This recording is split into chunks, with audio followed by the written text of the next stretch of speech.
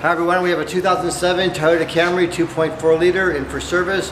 We're doing an oil change. She complained about a coolant loss. It's got 107,000 miles on it.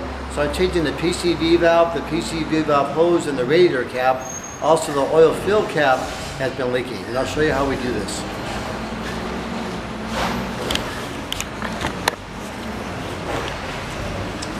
It's hard to tell when you have there's a cover that goes on here.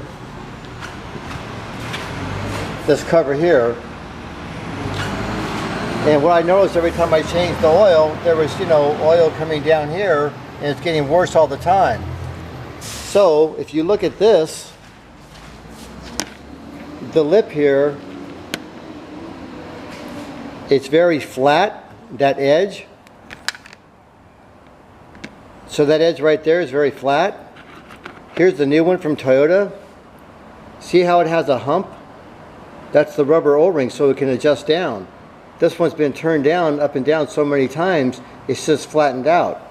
So having that little hump there, when you screw it on,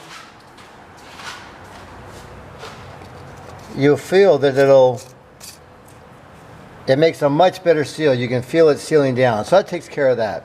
So the PCV valve has a hose that goes on it. This is the hose here. It goes back on the intake. It gets really hard. So I've already reconnected it down there, and it has a clamp on it, you can see, and it goes up here to the valve cover. Okay, the original one I took off, see how small the opening is inside there? It's really small. Here's the new one. It's a lot bigger, noticeably bigger. And so they've obviously made a design change in it. And you can see how the carbon is built up around the edge. And they're supposed to shake and rattle a little bit. They both feel about the same for that, so I imagine the valve was working. But just by the physical diameter size inside of there, you can see it's going to recirculate more of the oil vapors from the crankcase and re-burn them back to the intake manifold again. And then when I had the coolant reservoir, I filled it up. So I had this off, and I was looking around down here. Let me grab a flashlight. And I saw some coolant stain, and you can see it down there. So it looks to me like the water pump has been leaking. There's also a little bit of coolant here, but I think it just got splashed around, because you can see where it's got on the drive belt a little bit, and you can see where it's got on the pulley on the alternator.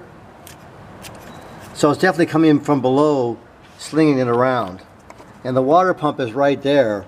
So I imagine the seal on the pump is starting to go bad, and that's why we're getting that. But it takes red coolant, so when you see that pink stain in there, and right now it's dry, so it was leaking, so they call that dry and tracking. So we're going to need to put a water pump on it pretty soon. And then I got a new radiator cap for it, just because of the age. So it's a little tip from John Sadler's: when there's a few things to do, look around when you're there. I didn't see any other coolant leaks anywhere else, and I saw that stain on the pulley on the alternator. I looked at the front of the motor and saw that stain, and I said, why is the pink color here? Well, that's the same color as the antifreeze. So the water pump bearing seal, the seal in front of the bearing is going bad and leaking a little bit of antifreeze out. On certain model Toyotas, they say it's okay, that they know that they do that. Some of the Tundra, some of the other trucks do that. And as long as it's just dry and tracking, they still not to worry about it. So I'll look to see if there's any bulletins on it. We'll get the PCV valve finished up. We've already done the oil and filter change on it, and we got another happy customer at Sadler's. Thank you.